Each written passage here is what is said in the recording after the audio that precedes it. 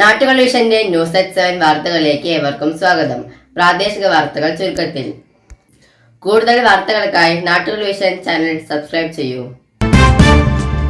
തെങ്കരയിൽ MDMA കൈമാറുന്നിടയിൽ യുവാക്കളെ police പിടികൂടി arrest ചെയ്തു.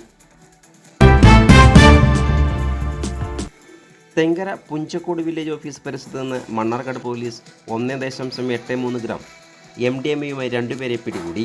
പെരിന്തൽമണ്ണ ഏലക്കുളം കുന്നക്കാവ് സ്വദേശി കാസക്കൽ വീട്ടിൽ 36 വയസ്സുകാരൻ മുസ്തഫയും മണ്ണാർക്കാട് പുഞ്ചക്കോട് സ്വദേശി കുരിക്കൽ വീട്ടിൽ 23-കാരൻ മുഹമ്മദ് ഷനൂബ് എന്നിവരെയാണ് മണ്ണാർക്കാട് പോലീസ് അറസ്റ്റ് ചെയ്തത്.